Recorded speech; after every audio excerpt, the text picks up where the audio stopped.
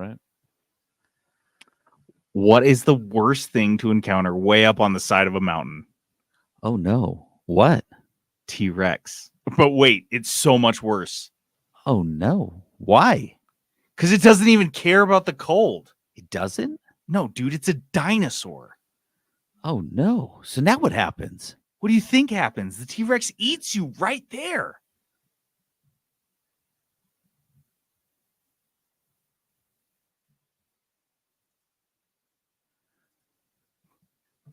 Oh, sorry, I didn't see I had another line. It wasn't updated or something. I thought you were pausing for dramatic effect. No, I didn't see it, and then it just popped up right now when I clicked out and clicked back in. Can we do that again? Yeah, I was But like, also, what are you waiting for? With like a 3-second pause for dramatic effect on your end. Okay, on Just all that of them? became- no, Or just just the on last the last one. And you just go, Okay. no. Okay. Like you really thought about it. That's so funny. Dude, I clicked out, clicked back over, and then it like updated, and I was like, well, oh, what's Shade? That's what Shady's waiting for. Okay, this one's gonna be even better. Awesome. Here we go. What's the worst thing to encounter way up on the side of a mountain? Oh no, what? T-Rex. But wait, it's so much worse. Oh no. Why? Because it doesn't even care about the cold. It doesn't? No, dude, it's a dinosaur. Oh no. So now what happens? What do you think happens? The T-Rex eats you right there. No. Yeah, you just logged into the 3-Bit Gamer Show.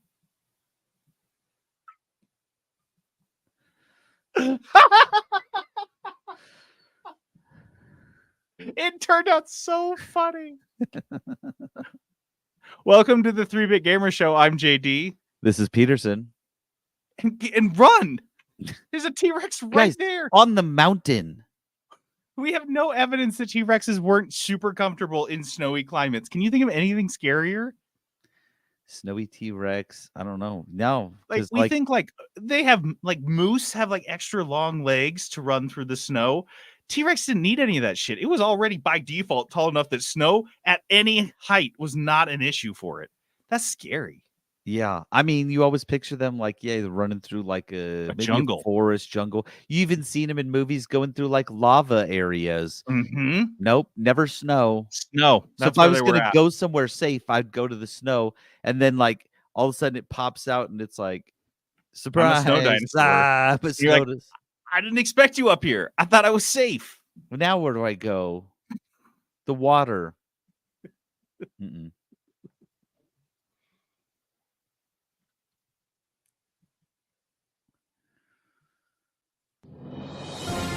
Live from the 3-Bit Gamer Show. The news. All right, the news this week is brought to us by Crave Cookies. Crave Cookies. Yeah, you go to cravecookies.com and you can follow along with me as I go through. Crave Cookies is a cookie shop that's spread all throughout these great states, and I think there's a new one opening up. Seattle, right, Peterson? They just opened one in Renton, Washington. That's like right around where I lived. Yeah, so if you guys are up in the Washington area, you can get your Crave Cookies on. Crave Cookies has a rotating calendar of new cookies every week. And because we love you, we give you the sneak peek of next week's cookies, the ones that aren't available on cravecookies.com right now, the ones that'll be going up next week. So for the week of beginning February 16th, we've got the Rockstar. February 16th? Nope. That's next month. Nope. January 12th. There we go. Well, that's this week. January 19th. We'll get there. I'm waking up. I'm there. We're there. January 19th. The Horchata Churro. We got to get you a job, JD. You don't even know what the day it is or month it is. Legit. I like that. It's just all blending together. Monday has no difference from Sunday or Saturday. And that's really warping my brain. I'm like, no day matters. Nothing happens. It's really bad. We've got the the horchata churro, the scotcha rookie, which is awesome. We were just talking about scotcharoos in the Discord. The brookie salted caramel brownie. I like when you put salt on a cookie. And the chilled cookies and cream. So that's what's coming up next. So guys, if you love cookies, get on down to Crave Cookies and get your cookie on. Unreleased game Star Citizen's Everything Pack costs almost $50,000. That's it, dude. I think this is a good time to get in. I think it's cheap. You guys know about this game, Star Citizen. They came out with like a Kickstarter in 2012, made a couple $1 million, and people were really stoked on it. Since then, they've made, as of September 2022, they'd raised over $500 million. I don't know how the hell they did that by not releasing the game. They've gotten more money when they've just stopped promising to release the game than they had before. And now the latest thing that's just like the highest, I do think this is the highest ticket item in the game, is the Legatus Ship Pack, which is $48,000. That's so crazy. But it's really not. It's more like $49,000 because you got to spend $1,000 to be in the Chairman's Club in order to buy that, which I think is pretty brilliant. Dude, I don't even understand. Like, I know. Look, I know what the game kind of is. I kind of understand. Do you though? Because I went and read about it on Wikipedia, and it sounds like not what I thought it was. It sounds like it's like 3 separate games. There's like a first-person shooter, like tournament with like 2 multiplayer maps. There's just like 2 maps, and then there's like the ship stuff. But it is not at all what I thought it was. I thought it was like a big, huge space sim with like all these things. But no, it's just kind of like a hollowed out nothing game. Is it possible that this game is like an Illuminati front or something? Because I have never met a person who plays this game. Yeah. I don't know if I've ever met anyone who has played the game ever. No. And if they have, they just went in for a minute and was like, this is not for me, and then left. But they've made reportedly $500 million, making them the most successful game company in 2024. Ever. No, I just don't know. I don't understand. This has got to be some sort of. This is the day before should have tried to emulate this model. Yeah, because they released their game, which is their biggest flaw. They should have just never released it. Just kept like stringing people along, getting them to spend money on stuff. Yeah, they really tried to cash in on their con too early, but Star Citizen's keeping it going. A 13-year-old kid just beat Tetris for the very first time. Dude, did you watch this? Shit. Yeah, you watched that video that I posted, right? That YouTube that explained it? Which is crazy because you know I don't watch long videos like that. And I watched like the whole stupid thing. Fascinating shit. This is a kid. He's 13 years old. He goes by the name Blue Scooty. And I'll just give you a little bit of background on the kind of the history of Tetris and what happened here. Is that nobody knew how to get past level 29 in Tetris until like 2011. So it started going so fast that if you hold the directional pad, D-pad, left or right, the pieces wouldn't reliably get all the way there. Get to this, completely to the side. So that means like you basically are screwed. Once you hit level 29, you're gonna get screwed. So people figured this out in 2011, which is wild. Like that been long, around forever. And this is on like the Super Nintendo and the Nintendo, not like the other versions. What they found out is if you tap the back of the game paddle where you're hitting the D-pad, you can get it when the button depresses, that before it like comes up, you can like get it to tap again. So you're getting essentially like twice the taps that you normally would. Like they're like doing like hardcore finger clicking on this. Like yeah, they wear gloves. You see them wearing gloves because they don't want to get blisters. It's called hyper tapping. And this was invented in 2011. And then what happened was very recently, just a couple months ago, a new faster technique of hyper tapping it was like the roll method. I don't know exactly what it was called, but it was instead of just tapping, you would roll your fingers, which if you can actually get like a pretty good rhythm, and you had to roll your fingers in a certain pattern and you could get even faster.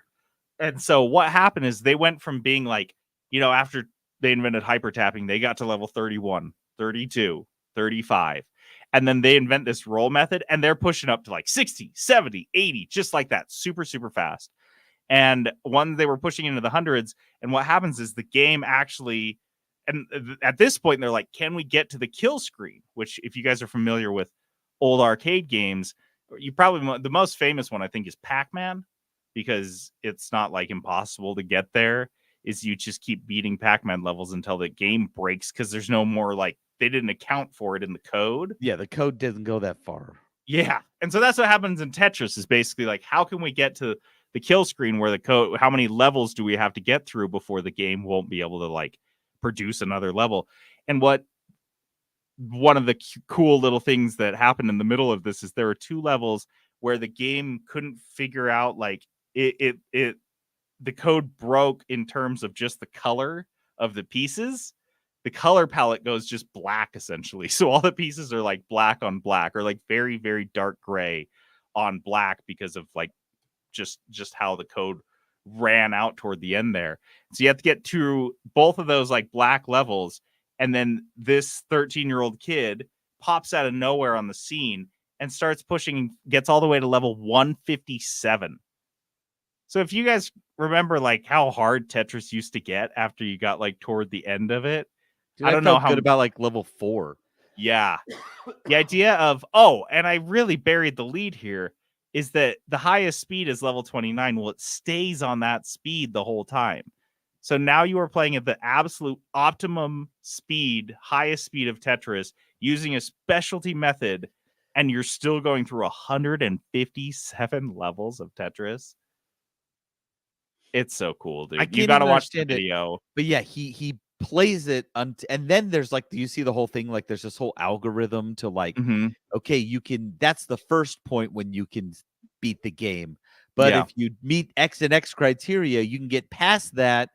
And then there's another point, like 9 levels later, where you can beat the game again. And I don't even understand how it works. It's crazy that these guys are so hardcore into it. But JD's right. Absolutely fascinating when you see the video of like the whole story of it. I'm not even into, like, there's nothing fascinating about Tetris. There's nothing fascinating about Tetris records. But then when you look at all of this, and this YouTube video does a great job of like telling the whole story, you're like, this is crazy.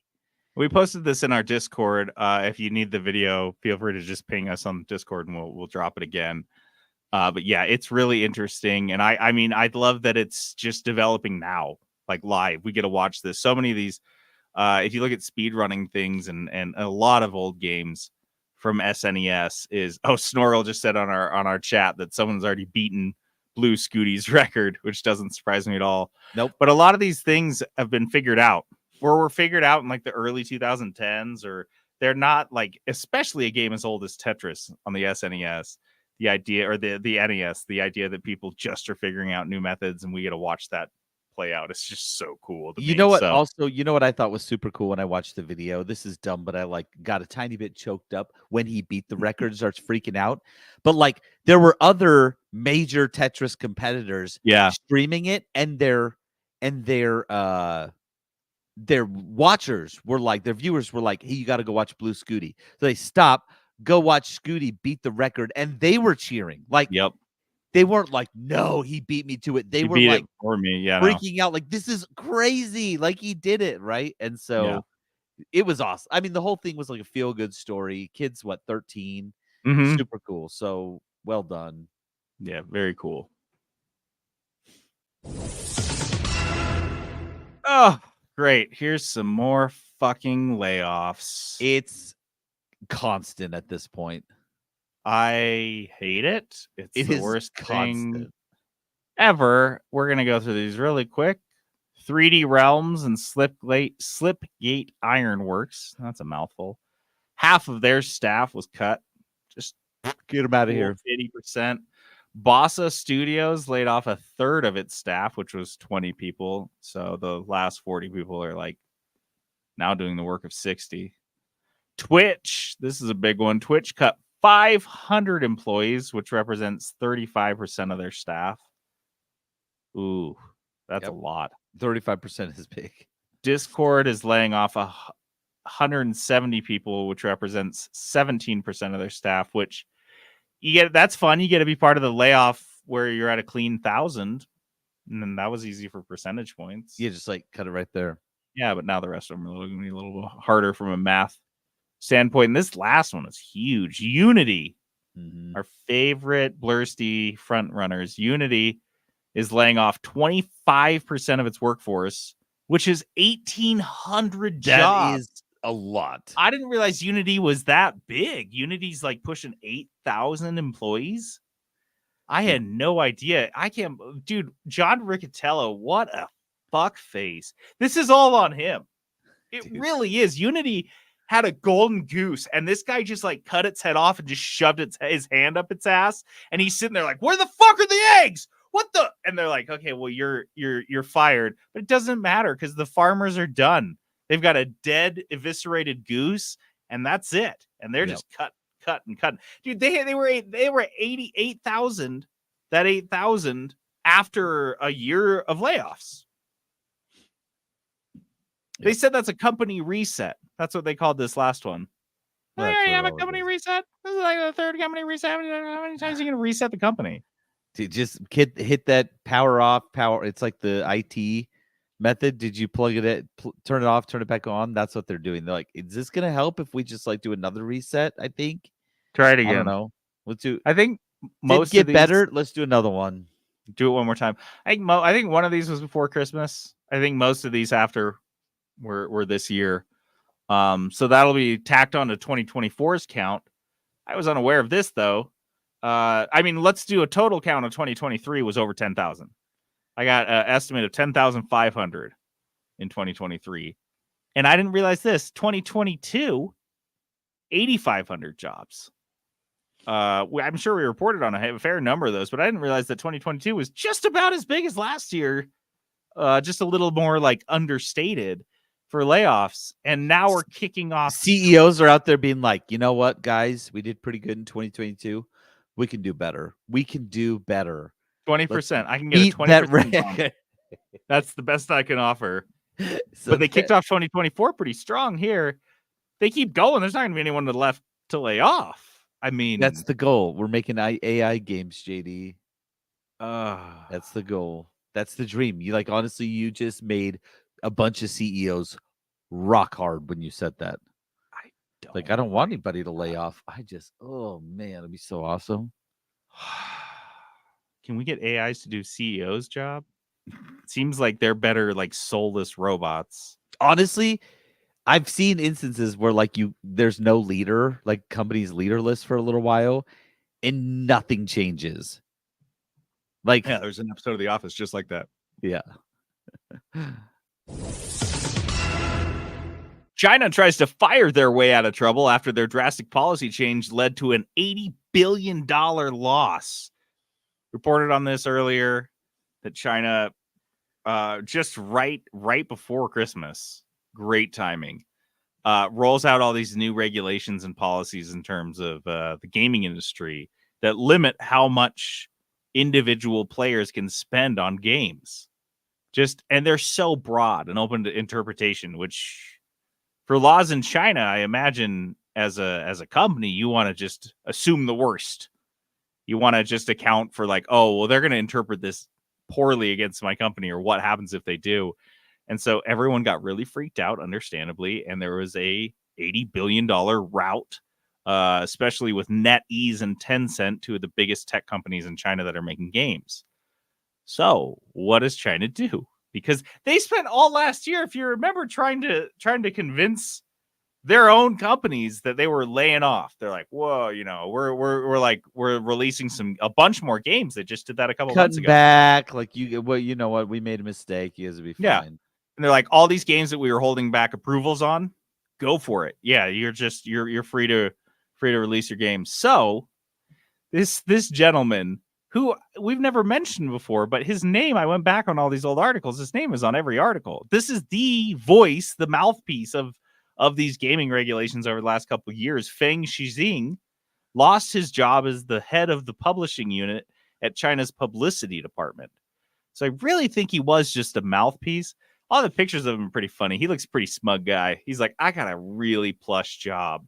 I just come in here and I just read the party line, and I talk to the press a little bit. I glad hand. I go home. So they fired him. Got him. That's it. He's good. He's out. That asshole. Oh, he was working single-handedly, dude, against the Communist Party. I can't believe this. Well, I mean, he's fired, quote unquote. No, he's in a camp he's for dead. Sure. Yeah, he's dead, or if he's lucky, he's in a camp. But Tencent came roaring back on the news. They're up 1%. Dude, I don't think they convinced anyone. I think they're still so freaked out. And this was it was bad timing, and it really just undercut their efforts. Peterson, will you play that clip I just added to the board? I'm so excited. I think I'm going to get a lot of play out of this. Yeah, I think so too. Here we go. All them greedy commies are turned into crazy capitalists. It's disgusting. It's made them sloppy. Makes me want to eat an apple every time. Hey, did you guys figure out that movie? You tell me. Oh. Whoever guesses it first will have my no my Google. Highest adoration. No Google. No Google. You better know that movie or not.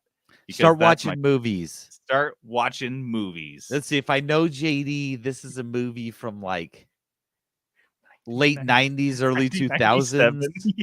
Yeah. Like if I knew JD, which I like to think I do, because he's very easy to know. Yeah. All right.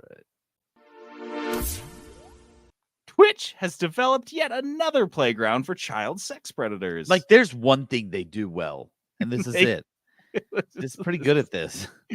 And the best part is it seems like they keep doing it by accident, but not really, because they fire a bunch of people, like 500 people. Do you think all of those 500 jobs they just cut, none of them were trust and safety? Because I guarantee you a bunch of them were. But it doesn't seem like the need for those people has gone down. So this is in particular, this was a Bloomberg report, and they were doing a kind of a survey on this new feature that Twitch has been offering called Clips. Clips lets you snip short videos out of your stream so you can export them to other platforms like Snapchat or TikTok, mostly TikTok. It's TikTok. Everything's TikTok. So this is an analysis by Bloomberg News of nearly 1,100 clips on Twitch, found that at least 83 of the short videos contain sexualized content involving children. Is that 8%? That's 8%. 8% of your videos are sexualized child content involving children. That seems high. Is that high? That seems so high. Like, if you would have told me to guess, I would start with a 0.0. Yes. Yeah, I'm looking. I'm like, my brain was like 1,100, and then it's 83. I'm like, no, it's 0.83. That's 0.83. No, that's 8.3. So yeah, 8% of the videos in clips, obviously not really well moderated. And what the deal here that anyone could piece together is a new feature. They rolled this out rapidly because they're trying to trend chase and chase TikTok and do what TikTok's doing. But there's no moderation because you didn't stop and slow down and go to the trust and safety team and be like, hey, what guardrails do we need to have in place to make sure that this doesn't become yet another playground for monsters? Doesn't matter. Roll it out. TikTok's nipping at our heels. We need this. People need this. It doesn't matter if kids are being groomed or kids are pulling out their junk and people are just clipping it and sharing it, and it's been viewed hundreds of times. This is another quote from the article. In April, Twitch laid off at least 15% of its internal trust and safety team and increased its reliance on outside providers to identify and remove problematic content. They're like, oh, you know what? They bring it up to the boss. They're like, hey, this could be a real problem. They're like, oh no, we'll leave it to the trust and safety team. Like, they'll do it. And the guy goes, who? The what? Trust and safety team. They sit over on the second floor, right over there over in the wing over there. Mm-hmm. They're like, dude, that floor's empty. They got laid off 6 months ago. They're it's like gone.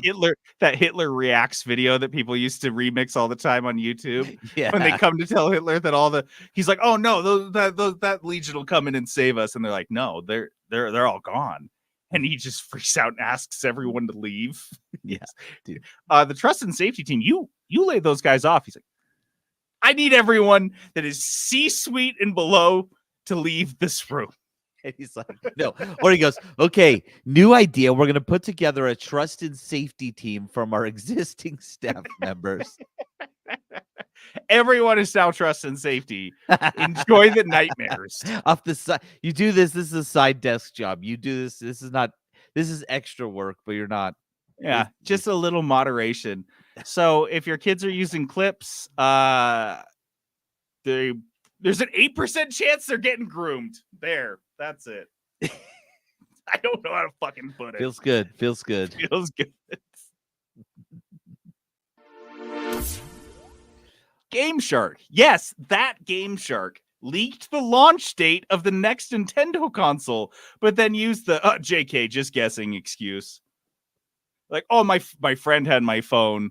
Sorry, he said that. He's such an idiot. What? LOL. LOL. So Game Shark, which apparently goes by the name AI Shark now, which wasn't doing it. That is daunting. That is Yeah.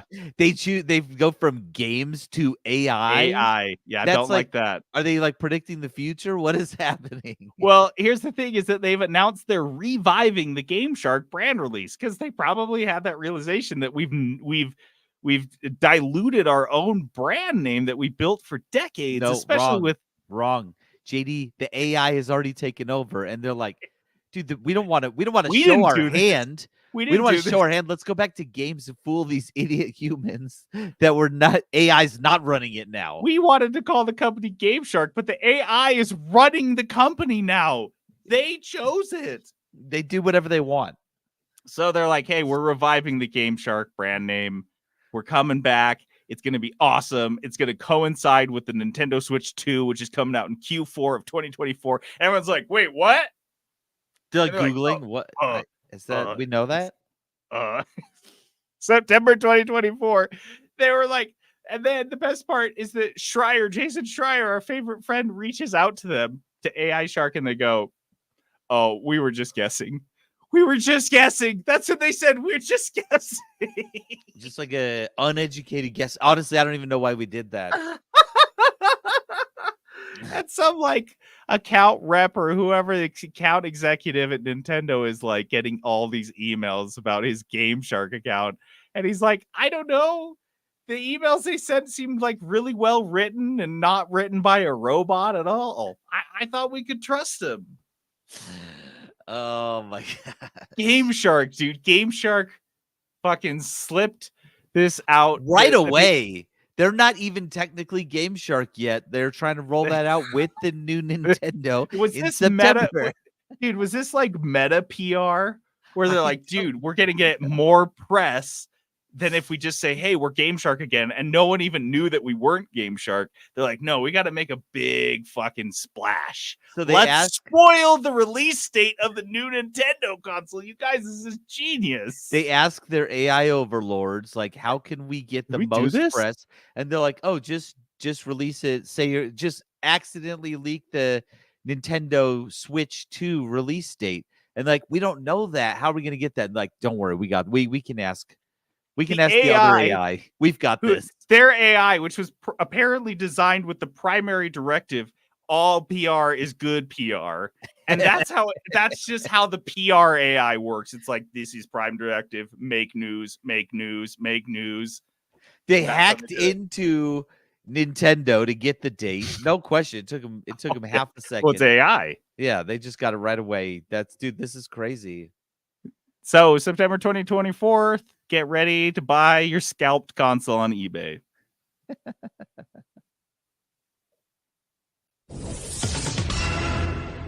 The Borg takeover is complete. AI games are now allowed on Steam. A lot of AI this episode. It's taken over. That's the theme.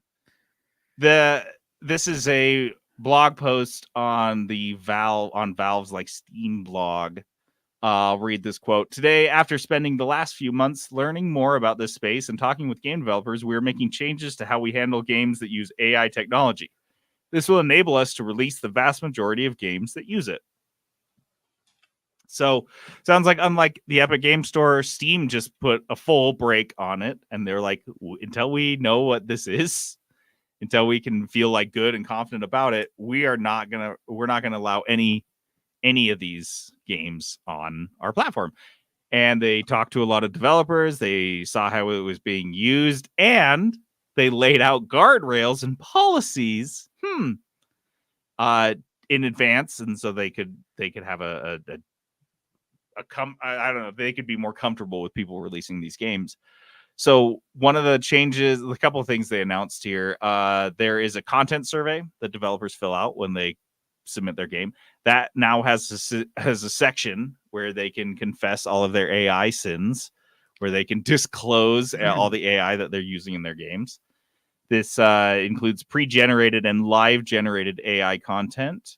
And there's a lot more disclosures for gamers, and including tags on the game store and reporting mechanisms for illegal content if you see it in the games that are flagged for AI or whatever.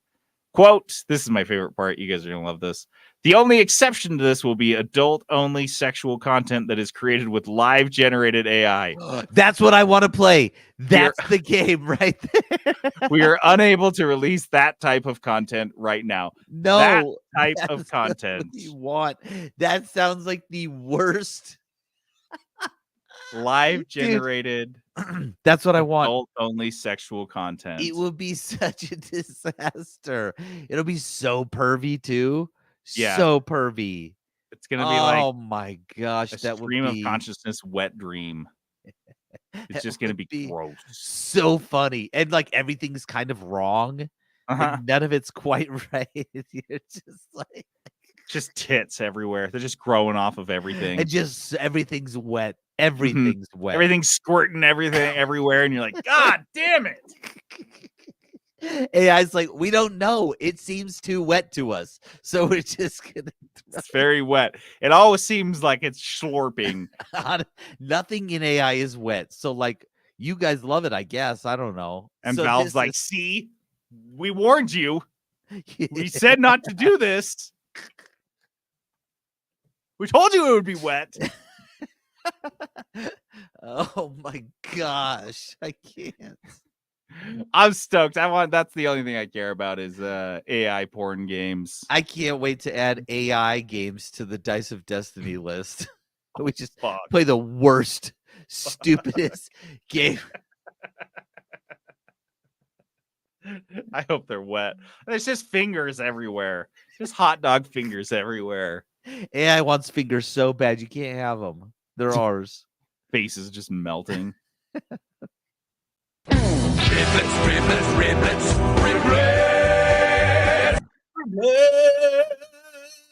Oh yeah, give it to me, Riblets. These little meat nuggets of news. I think Riblets are coming back. Riblets are back. I posted this in our Good Eats Discord. They have all you can eat Riblets coming back to, what is it called? Applebee's. I kind of want to go. Definitely still exists. Are there any Applebee's left in Utah? Yeah, there is. There's some Applebee's. I know there's some up by me. Dude, there's only 3 Applebee's in like all of the Salt Lake Valley. That's wild. Those used to be everywhere. Well done, Sauce. I was just going to say, good job, millennials. We killed something terrible. You really did a good job. Honestly, that's like millennials' greatest contribution is just killing bad restaurants. They do it. They're really good at it too. It's the boomers are really keeping those things alive, but you know, nah. This is what we did for humanity. First little riblet up here. Blizzard has admitted that teamwork in Overwatch is a failed experiment, and they've given every character a heal to compensate for it. If you guys remember, Overwatch is a team-based shooter. And there's roles, each character's role, and there's classes, and like one of the important ones is a healer, because your characters cannot heal themselves. There are like little healing packs hidden around the levels that you can get, but otherwise, like if you're not a healer, you're not healing. There's a few characters that have like an ability to heal, but they are just adding, which completely upsets the game. where you just heal in the background. Everyone just automatically slowly heals over time, which a lot of shooters do, but a lot of those shooters are not team-based shooters. Yeah, are not like there's no roles and Mhm. it's not individual players. So yeah, this is They're basically Dude. saying people don't work together in our game. We can't force it. People don't care to do it, so we're just going to change the game around that. it's because your game's not popular enough to support healers because Mhm. healing is not necessarily the funnest part of the game. Mhm. And so like I think is a big problem just trying to get people to be a healer, and then to actually do that role when they Yeah. have it. And so yeah, there's like, you know what? Everyone can kind of passively heal themselves. You got like a little passive heal. It's fine. Like you can still have healers and they can do like bonus healing, but like everyone's got their own little Dude. passive heal. It's so bad. They're done. It's just such an abject failure for a team shooter. Next up, Florida Joker. Our favorite boy is giving Rockstar Games one last chance to pay up. We got this live straight from the Joker's mouth himself. Why don't you spin this? He's our favorite, so here we go. GTA, we gotta talk. GTA, we gotta talk. Y'all playing with my intelligence. It's been mad days. This is a final warning. I just came back from Miami. Just came back from California. Talked to both my Jewish lawyers. We send you a letter. We are waiting for a response. If we don't get a response by after my birthday, which is January 11th, we're going to take legal actions. I want $5 million now. $5 million. I'm getting harassed everywhere I go. The airport, the streets. You that GTA Joker. You that GTA Joker. What's good, GTA? Go talk to Take-Two, your daddy. Rockstar, GTA, go talk to Take-Two, your daddy, and get my money. Why didn't he just tell us it's January 11th? Why did he have to mention that it's his birthday? Dude. Why did he bring that up? JD, I'm so Furthermore, does he have a lawyer in both Miami and California? Is that what he was implying? Can we spend the next 30 minutes just talking about this? Just unpacking Florida Joker. If you guys haven't seen this clip, it's on TikTok. It starts with him emerging from behind a bush. It's like in one of those corporate videos where he's like, "Oh, hello, I didn't see you there." Had to pause it when I first watched it. Right then, like in the first half a second, because he just comes out from behind the bush. I don't know why. It's a classic Florida man move. That they don't like walk into buildings or just like they just emerge from behind a bush and they're there, and you're talking to a dude from Florida. That's just how it goes. Like so many face tattoos, and then I love how he messes up intelligence. He's insulting my intelligence, and he doesn't bother re-recording it. No, and First then he goes. Best take. I went out to Miami. I just came back from Miami, California. And I was like, you just named a city and a state. And then just saying stuff. And then he's like, why did your lawyers have to be Jewish? Is that like more threatening? He's got a good lawyer, I guess. Is it more threatening if it's a Jewish lawyer? That's what I'm trying to understand. Like, I don't like the only way you would qualify your lawyer is if there was something more threatening. Right, but he just says my Jewish lawyers. So it's what Goldstein and Goldstein Associates. That's what it is. Coast to coast. They have offices in Miami and California, and you have to visit both. I don't understand this, and I love it at the same time. I hope they didn't get back to him by his birthday. Well, it's January already past 11th. that. So happy late birthday, to the Florida Joker. It was just all just like a good way for him to like get people to wish him happy birthday. He just wants attention. This poor little guy. His whole life clearly didn't get enough attention. He's going for $5 million now. $5 million. As of yet, I don't think they have responded to it. You're that GTA Joker, dude. I think he's really overselling how many people care about the GTA 6 trailer. Everywhere I go, people say, "You that GTA Joker, you that DG." I'm like, I don't know. Your brand is probably even better than it was before now. I don't know why you're suing them. You should be thanking them. I love Florida Joker. Next is Me the too. current World of Warcraft senior designer told Bobby Kotick to eat shit. That's a I'll direct just quote. read this whole tweet. It's so good. Eat shit, Bobby Kotick, you pathetic ghoul. Waste the millions you didn't Goblin. earn from people whose talent and light you will never understand. Oh, he dropped a Dude. nuke from orbit on Kotick's goblin-y little head. Are you serious? It makes me so happy. The second he left, people just started internally, just destroying Kotick. People and I whose love it. talent and light you will never understand. Bobby Kotick, I hope you spend the rest of your days in just like a hell of your own making. Oh, so good. Little goblin den. Last story here. Valve has made Boomer Shooter an official category on Steam. This is some dorky thing. Apparently, there's this team. If you guys have heard of a game called Dusk, it's kind of like a retro feeling first person shooter game. And when they were developing it, they started referring back to Doom as a boomer shooter. I think because it was, played, I guess, by boomers back when Doom came out originally. And so this was just like an internal term they used jokingly. And then it's been added to Steam now as an official category. So 90s classic shooters like Doom now have a boomer shooter category on them. I think what we're learning is that Steam does not take themselves too seriously.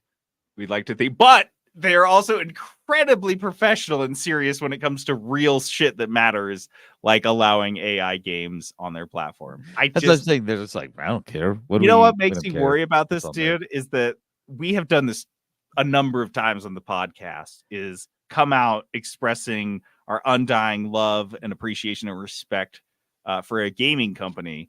I believe first it was Ubisoft and then later it was Blizzard. And now it's Steam and Valve, and I'm really worried they're going to let us down. Oh, I'm excited for the letdown at this point. Honestly, that's what I live for. Break my heart again. Do it. CD Projekt Red was another one. CD Projekt Red was another one. Dude, everybody that we give just glowing reviews I don't even like myself. Lets us down. Honestly, it's great because the letdown is better than the joy we get. I get more joy from the letdown than I get from them just being a good company. Literally the only time I feel alive is when someone's really letting me down. It's the only thing I feel anymore. I can't wait to talk about this on the podcast. That's gives me something to look forward to. Honestly. Oh, it hurts. Oh, it's so nice to feel something again. What is this? Oh, that's disappointment. Wow, this is crazy. Like, my old friend, you're back.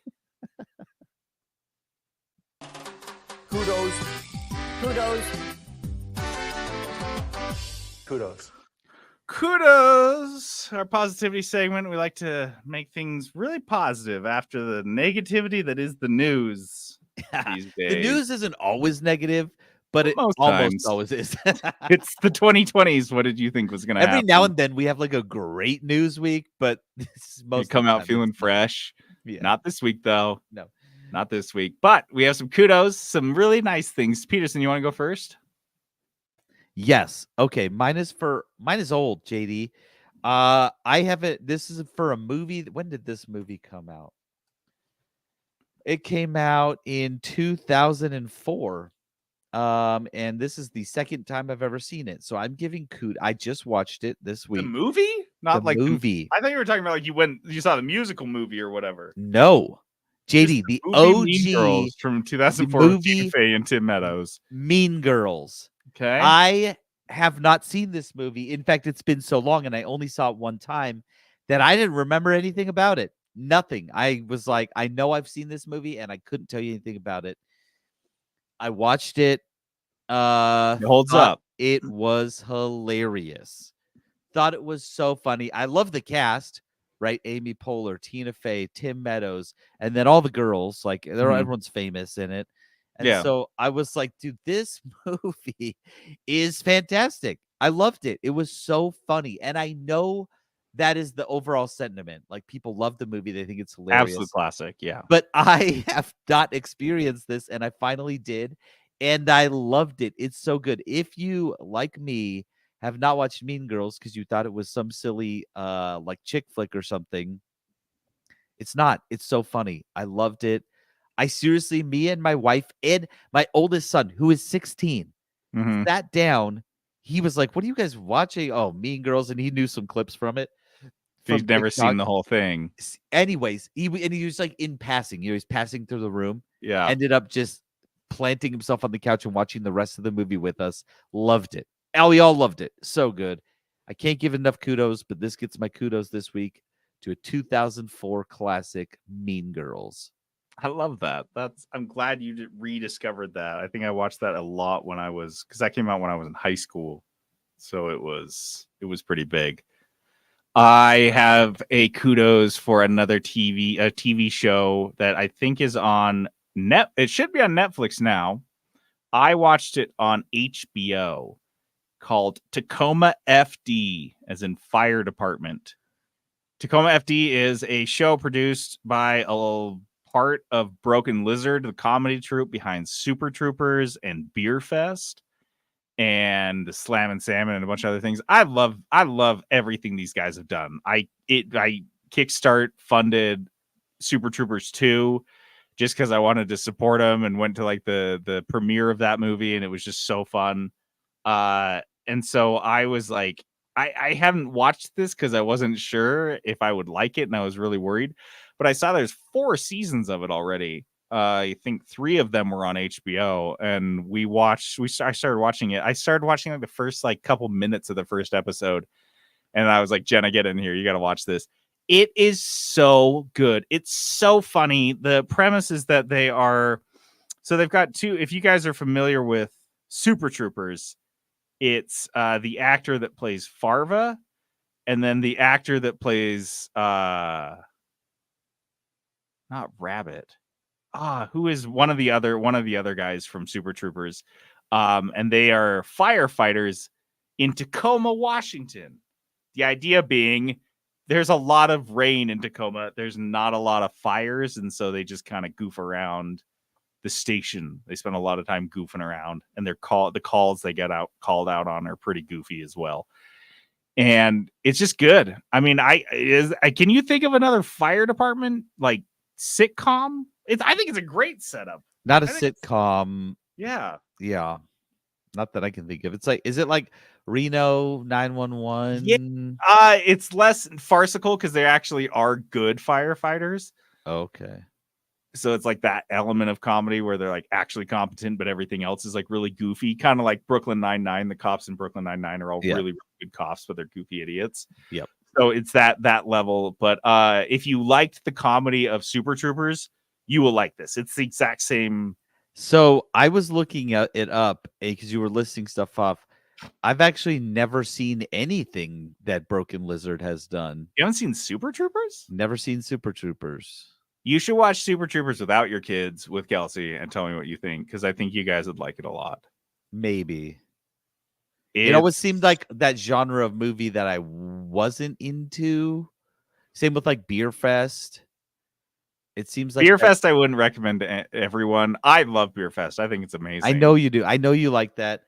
And because I've seen you like quote it or something before, but I've never seen really it. Good. But Super Troopers is universal. You have to watch Super Troopers. All right. I think the Slam and I think they're all good. I like everything these guys have done. Anyway, so yeah, Tacoma FD, check it out on Netflix. Yeah, if this isn't a bad. I would recommend this if you've never seen any of their stuff. Go watch this. You probably like it. All right.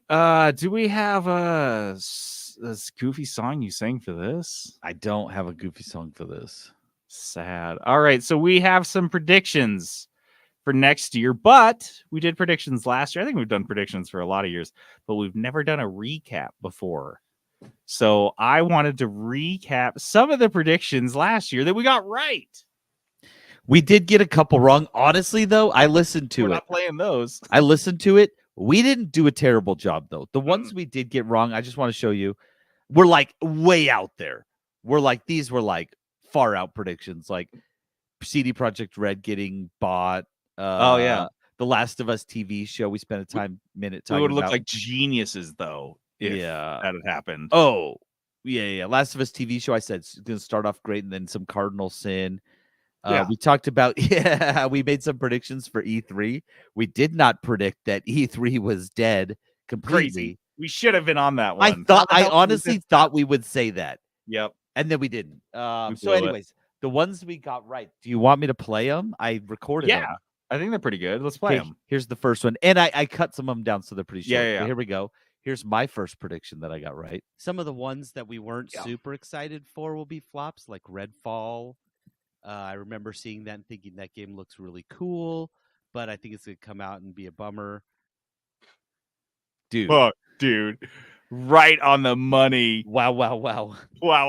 That was probably the one that we did the best on. That's to the be best honest. prediction, is that you were like, you called Redfall sucking way back in January. Wow. Yeah. Good one. Okay, then JD gets one right. Here we go. Ready? I think I am going to fall headfirst into the new Zelda game. So I'm really excited. And I think there's a 0 chance. There is a 0% chance this game doesn't deliver everything I'm looking for.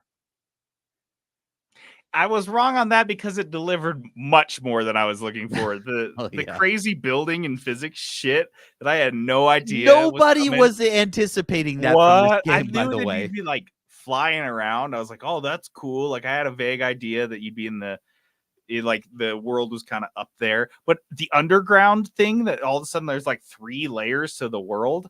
So yeah, this game way over delivered. I don't think I knew how much I was going to be stoked on Zelda, but pretty good. And like, I think the thing I loved most about the building mechanic in it is that it honestly was, you didn't necessarily need to go crazy on the building. So people were just playing the game, beating it, and then they're like, I'm gonna see what I can build now. And you can build anything. It's probably the best Keep building seeing the game forever. It's the best building game that we've made Yeah. in a decade, and it's Zelda. It's not even like a building game. You weren't even trying. This last one, I fucking love this one. Yeah. And I did cut both of these last two because we talked about it for a while, but here we go. Yeah. Mario movie. Oh, yeah. Mario movie. I think it's going to be very... I want to say it's going to be good. It's not. It's going to be very medium. Is it going to be bad? No. It's going to be very fan servicey. You're just going to see like tons of fan service, and you'll laugh, and it will be pretty good. I don't think you're going to hate Chris Pratt's voice in it. I think it's just going to be fine. I think Pratt's vanilla enough to where you will forget about it mid-movie. Yeah. It's going to be fine. It's not going to be amazing. Even for kids. Kids are going to be like, that was fun. And then they'll like maybe watch it one more time on a streaming service. But yeah, it's not going to be it's going to be like Sonic level. Do you think it will merit a sequel? That's the ultimate question here. Is this going to be 3 of these? Ugh. They will make a sequel. They probably shouldn't, but they will. Definitely. Okay, so first half nailed it. For me personally. It's like your opinion never changed from when you had that to when you watched the credits roll on the film. Right. Although I did predict that it would be funnier than it ended up being for me. But what I did miss is that kids were just like nutso about this movie. There's a lot of colors. And I was like, they probably shouldn't. No, if I was the studio executive, they absolutely should make a sequel. Yeah, they should make 15 of these so in a Netflix series. Much money. Yeah. So yes, but I felt pretty good about that one. So those were our 2023 predictions. Let's get into our 2024 predictions. Okay. I will go first because this one was kind of easy. The Nintendo Switch 2 will come out in Q4 of this year, and they will announce it in the summer, a surprise summer announcement no one will see coming. They're going to call it the Super Nintendo Switch, though. That's what it is. It's the Super Nintendo Switch. You heard it here first. It's way better than the Switch 2. I have it in. I think what we're going to call it is the Super Switch. I think that's what like Switch. people will call it. Super Switch. But then we call it the SS. I don't know about that. Well, because we said SNES, so we'll have to do something Oh, else. yeah. We can't call it the SS, but Super Switch, I could see that happening. The SNS. The SNS. Yeah, that sounds SNS. great. Yeah. So I think Squirrel says Switch U. Yeah, let's call it the Switch U. I like that. Let's confuse people again. Yeah, not the Switch. I don't even understand. I still don't get it. Here I have one about the Super Switch. Okay. And it's not a super great prediction. All my prediction is that Super Switch, they announce it and it is received. It's super mediocre. There's nothing exciting about it. They're gonna announce it. We're gonna be like, what can they do that would make us excited? I don't know. It's gonna have like it's gonna be basically just like a Switch, but with a penis, so it resembles the N64 controller. So it's just got like a controller dongle? in the middle that like snaps on the bottom, and so you basically you can play it like this sideways, or you can play it. It's just the N64 controller all over again. No. It's gonna Yeah. be a Power Glove situation. Oh, You strap it to your arm. Oh, it's like Yu-Gi-Oh! It's like the Yes. armband he has in Yu-Gi-Oh! With the cards in it, but that's your Switch. Yes. Okay, yes, please. I like that. I We're don't gonna have know. the Super NES, the Super Nintendo Switch will be a glove. I'm way here for that. And all the add-on accessories are just different items of clothing. Like, dude, did you get the shorts though? Did you get the Super Switch shorts? I don't know. It's all to go with my Nintendo Labo. No, my mom bought me the stupid headband. Ugh. I've got a good one Okay. because I think this is genius. Remember Embracer Group Oh, pulled out when they were like they had all sorts of plans for the future that were all relying on a big fat chunk of change from a mysterious investor, which we found out in the later part of last year turned out to be Saudi Arabia, who had pulled their funding. And Embracer Group was like, oh fuck, now we're gonna have to close every studio that we purchased over the last 5 years. Oops.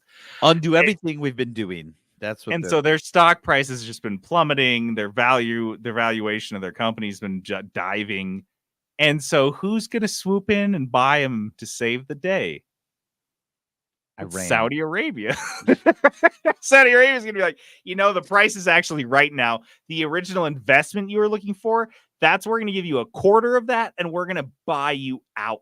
We will just own all of you. Happy to receive it. Yeah, and Embracer will be like, finally, and then they will finish off Saudi Arabia. Will lay off like 70%, just totally bone saw the rest of them, just cut them right off. And honestly, this is a genius business move by the Saudis. They tank their stock price by pulling out the last second. Well, they didn't just wait tank it. 9 months, and then they're like, yeah, because they now lied. we'll buy it. They started by leading Embracer Group to believe they were enough that Embracer Group was making big decisions predicated on this loan. Dude. And then they pulled it out at the last minute to tank their stock price. I mean, it is genius. They set them up, and now they're going to pick them up for a song. This is classic stuff, dude. Well this done. is well done, Saudi Arabia. Good business from I'm Saudi not a huge Arabia. fan of it, but like, you did it. You played your cards right. Maybe that's why. Maybe Saudi Arabia has been tanking us. Maybe they've been coming after the podcast. That's why we can't get our listeners back up. Saudi Arabia is just coming for it. I got another one here that I like. Is that I think that game industry unions, which we've been seeing grow a lot over the last couple of years, I think they're going to be trending in a direction after all of these layoffs. Like we just pointed out, 2 brutal years of layoffs that don't seem to show any signs of slowing, that on top of that, I think we're just going to see people like, well, whoever's left is going to join a union. That's going to be it. By the end of the year, I think half the game industry is going to be unionized because they're going to be looking for protections. If you survived the great gaming purge of the 2020s, you're going to want a little protection. Okay, I have one about unionization, and I went the other way, JD. I think this year or last year was a step backwards for the unionization efforts. Here's why. Because they were doing some layoffs, and I think behind the scenes, they're doing these massive layoffs, right? I think they're laying off people who are... Oh, you think it was all union heading busting? up? I don't think it was all, but I think it was a... I think if they were smart... they would maybe add that in there to their Mhm. and I think employees are scared, and I think employees are worried about their jobs, and they don't want to do anything to ruffle the feathers, to shake things up. I think they're too scared to unionize. I think you unionize when the market is good, but the situation's bad, when the working conditions are bad and the market is good. And right now we're bad, and I don't think they unionize. I think they're too scared to unionize. I think last year was a huge step backwards, and I think we hardly hear anything about it this year. That's my prediction. Well, I like that prediction because it makes sense, but I don't like it because I know. I was like, it is sad for the industry because, again, at this point, I fully believe they need to unionize. Like, fully, they need to. Yeah. It's so bad. It's so bad. You'd really hope that it gets. I mean, I would be interested. That's a really interesting point, and I would love to know the social history on that. In terms of like the Great Depression, I would love to see what happened to the union membership during the Great Depression, for example. Yeah. Wow, that's interesting. All right, so I've got 2 game predictions I would like to see. I think no, I don't like to see. I just think it's going to happen. Suicide Squad, which is slated to come out in 2 weeks. So this is real soon. very bold prediction. This is supposed to come out February 2nd. Will get delayed. Oh, Suicide Squad, if you saw, they just had a press event and everyone fucking panned it. The press that they invited, which usually those are very controlled environments and controlled builds, and you get you only do that because you're feeling really confident about what you're putting out there. They invited all these press people and they panned it. And then on top of that, Arcane came out and they were like, okay, well, the embargo that we put on those earlier people that played the earlier build like a couple months ago, that people were like kind of okay on it. They're like, okay, we'll lift that embargo. So you guys that used to like it, the old build, you guys can come out and talk about it now, how much you liked it, because the press was panning it. I think that's such a panic move to me. That was weird. I thought that was very fucking weird. yeah. And so I think they're in panic mode, and I think they look at another week or two and potentially releasing to a complete fart. Like this is Anthem again, all over again. Every time they do these or Marvel's Avengers, I just think that they're going to release another stinker and it's going to die immediately. And they might not want to do that. And I wouldn't be surprised if they delayed it. Okay, so I have one for them, and mine's a little bit different because I think the game does release and it doesn't do well, but it doesn't do terrible. I think it's a flop financially, but it's not horrible. I think the game comes out and it's fine. I think it's going to be okay. People will play it and then they'll bounce off in a month. Yeah, just like Marvel Avengers. I think that's just as bad. I think there's no longevity to it because they don't release anything interesting or unique or anything that's going to make you want to stay. Because like Suicide Squad is interesting, but no one's like, dude, I need the Suicide Squad. I gotta play that shark guy. Like that's not, I don't think that's a thing people are like dying for. And so I think it comes out, it sells, the game's okay, but then people just bounce off and the game just like ultimately becomes a financial failure, even though it's not going to be Anthem where it was like, this game sucks. It's going to be like, just not good enough. Okay. Jeff on our comments on Facebook mentioned Redfall, which I think is another perfect example. That's still my bet. I still think it's going to go the Anthem Redfall route. It's going to be like you're so saying bad. It's going to be Marvel Avengers is what you're predicting. Yeah, it'll be fine, but like, I don't think it's going to be that good. I think it's going to be weird and shitty. Because I do have a prediction about one that's going to fail immediately. Well, here's my last thing though on this. Go. One last thing to remember about all these that I've mentioned: Redfall, Marvel's Avengers, and Anthem. Do you remember the common thread on all three of those? Is they were studios making a multiplayer live service game that had never made a multiplayer live service game before. So what does that guarantee that's going to fucking happen on launch with this game? Dude, Suicide Squad's going to come out and their servers are going to completely shut down. They will not. Their launch will be so bad. It's going to be terrible, and it's not going to be fun on top of that. I think this is dead immediately. If they don't delay it, they're stupid. It's going to suck. Okay, what's your prediction? Okay, so the game that I do think that is going to immediately fail is Skull and Bones. Oh I think yeah, Skull and Bones that's on mine releases, too. and it is disgusting how bad and boring and stupid this game is. I think it will fail immediately. I'm Ye- thinking like open and shut down within 12 months. So February 16th is the release date given for Skull and Bones. You think they're gonna release? You don't think they're gonna Yep. delay anymore? That's I coming think out. they know it's a garbage game. They're going to release it. And then, honestly, by February 2025, this game is dead, gone. That's my prediction.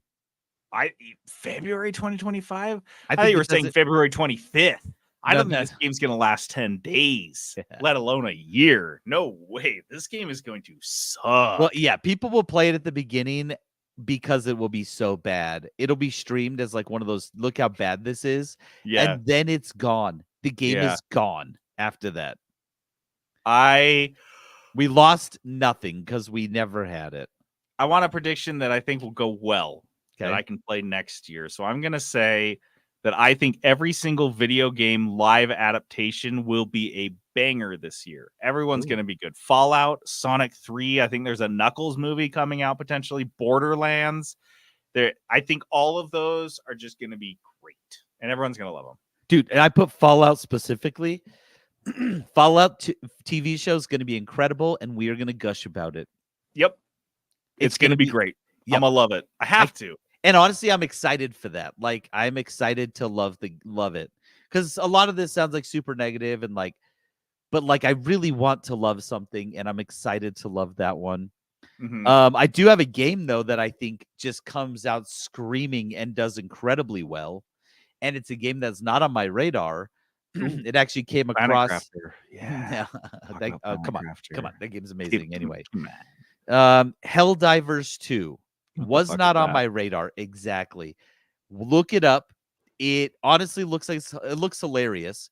You are a group of humans in space, and it's a co-op shooter. But the whole trailer is like, yeah, we're here to spread freedom and democracy to the universe by destroying everybody, killing things, destroying things. It's pretty funny. It's pretty That's how Americans do it. it's pretty tongue in cheek. It works. But it from the trailers I've seen and stuff, it looks like a fun shooter, and I think this is going to be the multiplayer shooter game that people want Suicide Squad to be. You're going to be just coming in, doing abilities, just going crazy, destroying Going robots, hard. destroying alien bugs, just like coming in shooting. And it's not like a running away like a Left 4 My Dead PC type is of going to thing. get so hot on this Oh, game. I I can tell just watching this trailer that my I'm like, is it hot right now? Should I be watching this video? Yeah, I think this game is going to do incredibly well. Sick, I'm dude. talking like Looks top sick as top fuck. 5 for sales for the year type of thing. I think it'll do incredibly well. So, and then I have a prediction for my game, my personal game of the year. Okay. Hades 2 early access is coming out this year. And I think even in early access, it You're is gonna going to be gush. my game of the year. Everyone loves that game. I just couldn't get into it. It's so good. My last one here. This was of all of my predictions the most crystal ball-y. Okay. This was just like you pull it out of thin air, and really, I think just based on trends and based on like doing this podcast for so long, I think that at least 2 massive indie hits will step in to fill the release void this year. If you look at the release schedule for 2024, It's I rough. do this a lot because I go on X96, and every 2 weeks I talk about the game releases that are coming out for the next 2 weeks. I'm not going to be able to do that. And I do, usually in January when I go on X96, I talk about here's what's coming out this year. And so this last year, obviously I was able to talk about Starfield and Alan Wake 2 and like all these big games that I knew were coming out this year. I didn't even do it at all. I was like, there's not a single a game coming out this year worth previewing for the year. There's zero.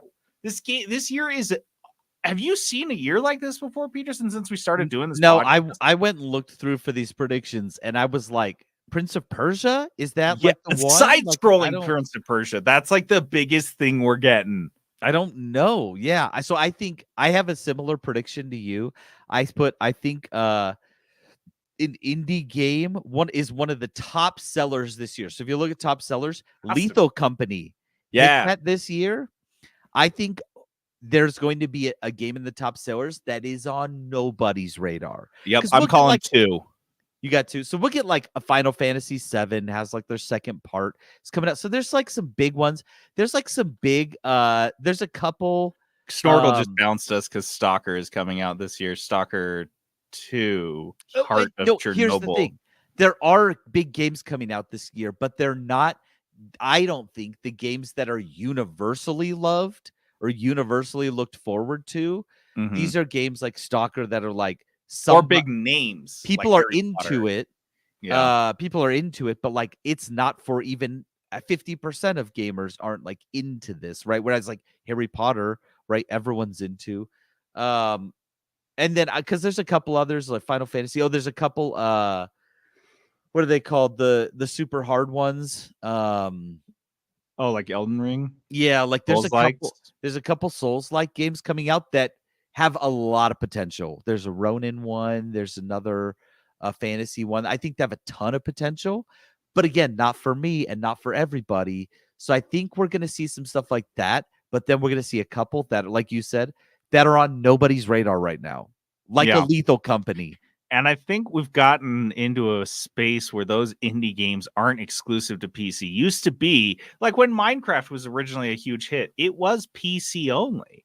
Yeah. But now, and then it took what, 3-4 years before it landed on Xbox. Well, Microsoft bought it. Because Microsoft had to literally buy them. So I think, but then you look at like Vampire Survivors, which came out, it was on PC, and then how fast before it was on phones, it was on Xbox, it was on PS3, Streets of Rogues, all these things, these indie games have found a way to get on these platforms a lot quicker.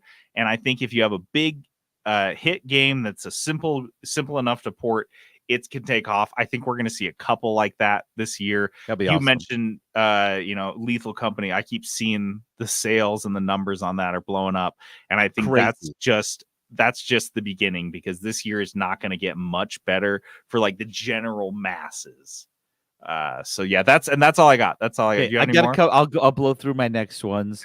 Microsoft forces Blizzard to make a wave of teaser announcements, not just sequels and remakes, Ew. because Blizzard's got nothing. There's So no Microsoft- way they Microsoft have is- anything in the hopper. Nope, to they're just show. green lighting teasers is what they're doing.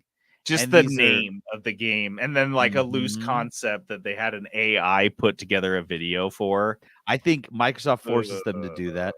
The Destiny expansion receives very middling reviews. I don't think it's gonna be Yeah. bad, but I don't think it's gonna be amazing. And Bungie begins their process of bleeding to death that I've kind of predicted before. Mhm. Fallout TV show, we talked about that one.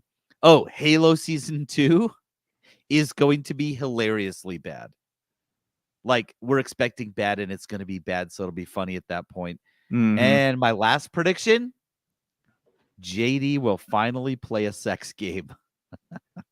God willing, we hit that 19 on the I dice. think you're going to play one regardless. Oh. I think your curiosity has been piqued enough to where you are going to just pull the I already trigger know and which play one I want to play. I know exactly which one I'm going to play, so you're on it. dude.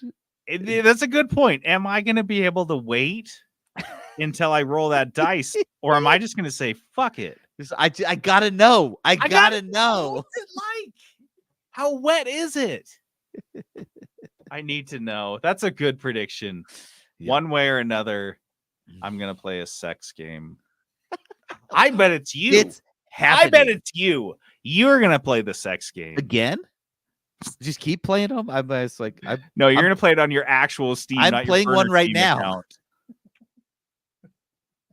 Okay, play that amazing clip, please. I want to hear it again which one? for the next segment.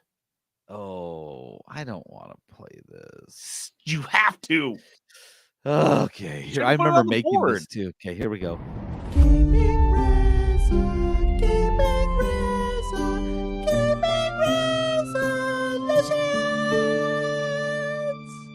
Look at that range. So much range. The other problem with that though is it's been stuck in my head this whole time since I played it one same. time. Oh, Same. how did that It'll be happen? in my head for a couple weeks. All right, this is our last New Year's resolution, or our New Year's tradition is giving our gaming resolutions for the next year. And I think we were already talking about this a little bit. Peterson and I don't think we need to change at all. I think This we're is perfect the way hard. we are. This And is a we're hard good one gamers. because we've actually had pretty good gaming years. Like we're kind of doing what we want. We're in our Mhm. flow. I've finished games that I've wanted to finish. I'm not Um, skipping games that I'm like, oh, I'll play that later. I just play it. Yeah, I might have a couple that I'm like, oh, I'm gonna play this, but like nothing too crazy. Yeah, like I feel Banging pretty through good my about where we're at. backlog. So I have 2 predictions. That's it, or 2 resolutions. Sorry. Resolutions. Okay, well, Yeah. I will start. I would like to find another management sim for Jenna and I to play. We've been playing a game called Traveler's Rest, kind of like a Stardew Valley clone. I don't know what it is. Jenna has never been into these ever since I started playing Stardew, and I told her it's co-op. We could play together. But she's gotten into this one. You like manage a tavern and you like serve people and like their tables. And then she just sends me to do chores. And I just go like cut trees down and stuff and like dig the garden because that's the stuff I like doing anyway. I don't want to. So I was like, this sounds like your real life, and it just sends you to go do yard work, and I love it. and you're like, I'm like, yeah, I'll be there all okay, day. I'll is go fucking do it great. today. You got any more chores? I come back in looking for more. I'm like, what else you got for me? There's still She's- daylight. She's like, now you got to hop on the game because I got some chores in game for you to do. That's and you're exactly like, how okay. it was. She needed me to expand her garden and wasn't growing as many vegetables as she could because she's like, well, I wasn't going to do it. I was like, okay, I'll jump on and do it for you. I got I you, love it. babe. I love digging. So yeah, we wanted to find another one that she'd be into like that because I know there's so many, and it's been a lot of fun because obviously it kind of like works for us. Okay, what do you got? My first resolution is to not play a sex game this year. So Good I'm gonna try really hard not to Good play luck. a sex. You're gonna roll a 19 tonight. We're re-rolling, dude. You're gonna get it. I'm No, pulling out and my then dice now. I'm weighing it. I only have one other, and I'll do, and this one's more serious. It's to game more efficiently, not longer. So one thing I've been gaming late. My sleep has been super jacked up, and this is like a whole different conversation. But like, I can't fall asleep anymore, and so I've been staying up super late gaming, which is fine. Like I'm honestly fine with it. But sometimes I'm just I'm doing fine. it just to do it. Like I'm like, yeah, I'll just stay up and play. Like for I'm not just like playing just to play. And so this year I want to play because I want to play. I want to stay up late if I'm really having a great time playing a game instead of just like this is what I do. So like watching my sleep versus gaming. If I'm not excited to game, just go to bed or watch a show because there's a lot of shows I want to watch that I haven't watched. And so yeah, it's like maybe switch it up a little bit because like JD said, like I'm playing what I want to play. I've honestly, like we've had a great gaming year, and we each have a few games that we want to talk about once we get through Blursty season and stuff. I've got games that I've been playing, so yeah, just game a little bit more efficiently this year. I don't like food. I love it. If I don't love it, I don't swallow. What's don't that just from? play. You don't just. It's from Ratatouille. Oh. He's like, oh, you're kind of skinny for a guy that likes food. You just got to learn, that I love that line because like doing things just to do them, not because you like it. You're like, oh, I'm just gaming because I'm doing it. Like, nope. If you don't love it, don't even boot it. It's a waste of your time. I have 2 more. I'd like to do a better job of watching shows and movies based on gaming properties. I feel like it's like a due diligence thing. I have a gaming podcast. I feel like I should have seen the Mario movie by now, but I haven't. Yeah, you haven't seen very many of them. I haven't watched the Halo thing. I haven't watched you watched a couple episodes of Halo, and I watched the whole Mario. season of Halo. Oh shit! See, like I just don't do that. I haven't watched Twisted Metal. Like I just have been bad about that. I feel like I need to do a better job of it. I think partially I don't want to be let down, and then partially I'm just like, no, it's an investment. Yeah, and that's it. It is like an investment, and it's like it's hard to get excited about them because we've Yeah. been let down so many times. Right. They're like, ooh, I don't know. I'm safer just not watching it. I'll just watch another Godzilla movie, and I know that won't let me down. And then the last one I had, the last New Year's resolution, is I want to find another good co-op game to play with you. I have been really enjoying a teaser for a game we'll be talking about later in a future episode, RoboQuest. I have been having so much fun playing that together. I think the fact that it's a roguelike and it reminds me a lot of when we'll be playing Undermine at the same time and chit-chatting about that, but we're in the same game, which has been so fun. And I feel like a lot of the time you and I, when we do play games together, we're playing like multiplayer games, which is fun. I have a lot of fun with that. But just a 2-player co-op game, it's, dude. Yeah, this game has been a blast. Yeah, so I want to find another one like this, at least Same. one more. And they're hard to come by. here. Honestly, they're hard to come by. That's why I only said one. Because I thought that would be really, if we can find one more. This is I just the year to do it. Just like, yeah, exactly. We'll find another good indie. So that's New Year's gaming resolutions.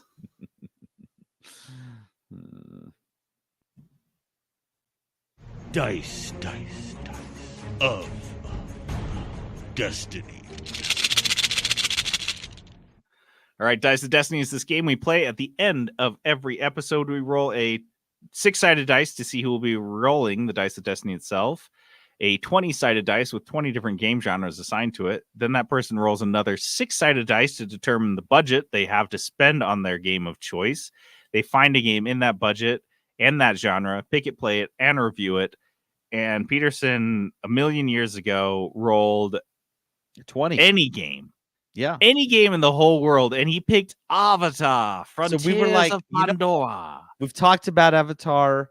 I can play it. Much. Let's do it. I'm going to do it. JD Love was like, Avatar. you should do it. So I was like, let's do World it. of Avatar. The game looked good. So I was like, why Far not? Cry. Why Let's not? do it. It looks like Blue People Far Cry. Mm-hmm. So Ooh. I downloaded Avatar Frontiers of Pandora. I got the Ubisoft or whatever Uplay, so I could play it. Downloaded it, started playing it. Okay. Oh no. First off, I'm going to preface this by saying I played the game 4 times total. So you loved it. Well, first off, the game absolutely fries my GPU to an uncomfortable heat, but like immediately, not like because I mean the graphics are intense, but I'm talking like pre-play. I think the game's just not optimized at all. I boot the game up, we're in the loading screens, and my GPU's like, and I'm like, why? We're just in the menu still. It's not great. And that's how the whole game felt, to be honest. It felt like nothing was what it should or could be. So I'll start. First off, the first thing that pissed me off, I guess just a list of things that bugged me. I was like, that's how you're leading? I'm talking about this game. Here's the first thing that pissed me off. That is a rough start. It is just like the movies in that it jerks itself off so much. The opening cutscene is so long. No one cares about the cutscenes. Who cares about the world? I just want to fly around on a blue dragon. Each time I played for an hour because that was as much as I was comfortable doing. And most times it was like, by the end of that hour, I was like, get me out of this game. Because the first hour I played this game, I'm not joking, at least 45 minutes of cutscenes. Nope, can't have that. And I was like, please stop. And then he'd be like, okay, run over here. So then I'd run to this thing and like teach you the controls, right? Totally normal. I was like, fine, I'm finally doing something. Straight into another cutscene. And it was very Avatar. Like, of course, the humans are like the worst, scummiest people that you could possibly imagine. People. And you're playing one of the Na'vi, right? Mm-hmm. And you're playing a Na'vi that is in a tribe that has been. I like the story's premise, if I'm being honest. they're a tribe that was known for their storytelling. So they weren't like the water tribe or the tree tribe or whatever. They would travel from tribe to tribe and gather stories. So everyone liked them. They were just like that known. They would go through, gather stories, and spread stories throughout Pandora. I was like, this is cool. So it gives you a reason to be like kind of a nomad instead of like, here, come back and hang out with our tribe. They were like, no, you're from that other tribe. Your tribe has been wiped out. Spoiler alert. Your tribe's been wiped out. You guys are what's left. And then like you're with this group of you and the humans are training you. So you are the bad humans. You're with the bad humans.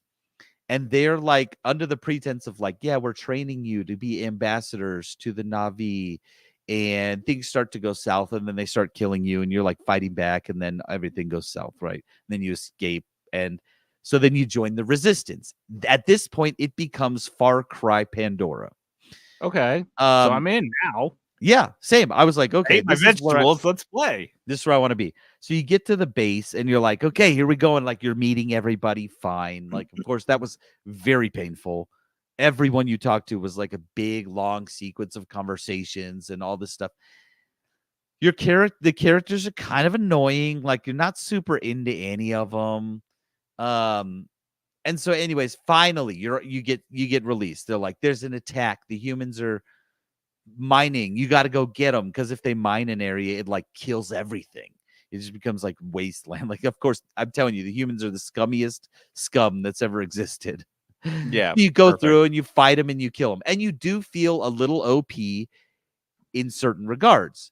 Like when the humans are just running around, all you have to do is melee them one time and they're dead because you're like this giant little punks. You just like hit them and they're gone. Yeah, they go flying. Those shitty dead punks. It does feel weird because whenever you're talking to humans, you're like so much taller than them. So it feels weird from a gaming standpoint. Like Battletoads right on the top of the head. But here's the thing. So you're like, great, I'm in the combat now. You got bow and arrow, right? You're in the combat. Here we go. What Ubisoft usually does well is combat. This felt like Far Cry. If the Far Cry meets Bethesda, if Far Cry is made by Bethesda. Ooh, because the combat was just not good. Like What? it wasn't good. It wasn't fun. It felt clunky and weird. And I just like. So then at How do you that screw point, that up? At that point, I'm dreading the combat. I was like, great. I don't want to go get in this fight. Like it's super annoying. The sneaking and the combat was not fun. The cutscenes weren't fun. The people you had to talk to were just like, it's not super interesting. So I was having a very hard time. And then not to mention like there'd be big mountains because you're like, this is Pandora. I want to go to explore. And like exploring Pandora, of course, the novelty wears off pretty quickly. Is it really big? Can you like go all over the big. place? Yeah, it's really big. Is there anything to actually see or do though? Like kind of. There'll be mountains and stuff like there's stuff to see and stuff to go do, and you can get missions and stuff. But unlike Far Cry, you're not just like running into giant squads of people and just like, I'm gonna take them all out and just like constantly fighting. A lot of times you're just running around and like, oh, there's a thing, and then you'll go take out an outpost, and it's not very big or not very fortified. And so again, like it wasn't super exhilarating to like do all of that. And then like the nature was kind of obnoxious sometimes. You have this ability where you can like hit X and it does like a Na'vi scan where you scan the world and you can see things to interact with, which was helpful because it was very hard to see stuff sometimes. But at one point I was like trying to get up this mountain and I was like Skyrim jumping up this mountain. So I'm this huge, super strong blue thing that can jump and all this crazy things. And I felt a little too clunky in my mobility. Whereas you play all these other games that you play where you can jump and leap and grab stuff and like all these crazy, like mobility options are so good these days. This one felt bad. Let's see. Anything else that I wanted to talk about? Yeah, like, and I kid you not, every time. So I mentioned the first time I booted up, but every time I booted it up, at least half of my gaming time was cutscenes. I was just really tired of it. So again, I got very sick of this game, and it kind of became a chore to play it. I was like, all right, for the next hour, I'm just going to play this game. And it was not a fun hour. I just wasn't enjoying it, and I wanted to enjoy it. The reviews are pretty middle. Like, the people who loved it are like, this game's great. But it did not hit for me the way a Far Cry game hits for me. It didn't hit for me the way a Fallout game would hit for me. So it just kind of felt in this middle ground of something that, like, maybe felt like it could have been good, but it was pretty half-baked. I didn't get to any of the flying part of it, but again, I didn't even want to at that point. Like, I didn't care because I didn't have faith that it would be more fun. And so this game honestly just like falls flat. Is it bad? No. Is it ugly? Absolutely not. It's beautiful. Boring. But it's just not fun, and it wasn't exhilarating to play. I didn't feel like I cared enough to, like, I'm going to go murder all the humans. Like, I just didn't care. And so it was tough, man. I had a tough time. Do with not this buy. game. This doesn't even wait for a sale. Don't bother with it, honestly, unless you're like the biggest Avatar fan. But I love the world of Avatar. Not worth. So don't buy. I wish I liked this game, and I really came into it hopeful, and it dashed all my hopes. That is a huge letdown. Yeah. That also means for the first time in a couple of weeks, we have a re-roll. Here we go. Yeah, we're going to do, is this pink? What color is that? That is, it's clear, and I can't tell if it looks just like clear and white. All right, well, I have a clear die. It's a 4-sided dice. Don't use the 4-sided. I use it because you love it. They're the worst dice. Well, that's why I'm rolling it. Which numbers do you want? Which 2 numbers? I want 1, 2, and 3, and you'll take 4, 5, and 6. Okay, 1 and 2 for Peterson, 3 and 4 for me. It's a 3. Okay. Here we go. 19. I want that 19. Here we go. Actually, I'm going to roll both the number and the budget dice at the same time. The metal dice. Ooh, that looks kind of cool. It's so heavy. An 8 and a 3. So the 8 is early access, and I got to spend $30 on an early access game. Dude, all of that like lines up perfectly. That's like sounds great. Yeah. So early access is off the board, and turn-based strategy is now on. These are all my genres. Early access, $30. Yeah, that's gonna be cool. I bet I will find something good. Maybe I'll find the indie game I was talking about. You'll find an indie game for sure. Yeah. Okay, cool. Well, I will have a pick for us next week, and we'll talk about a little early access. I'm excited to get dice going again. Yeah, I'm stoked to play another new game.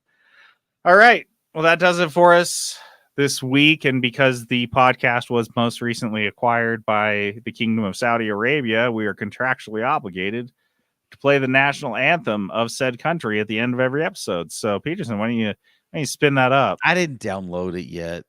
Man. You haven't even heard it?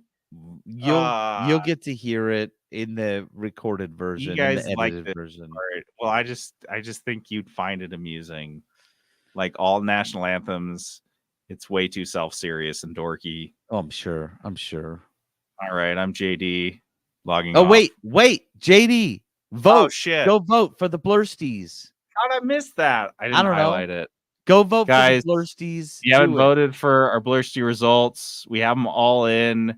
The poll is available on our Discord, or you can hit us up, or you can check out our website at 3bitgamershow.com/Blursties, where you can vote there. So we'll keep posting it. I'll post it a couple more times. But yeah, get in there. Vote. It's awesome. So sorry that I had to do that. This is Peterson going AF crazy. They're going to cut off our sponsorship telling people to vote while we play the national anthem, Saudi Arabia. This is not allowed. This is not allowed. Gonna like that. You're not gonna like. No.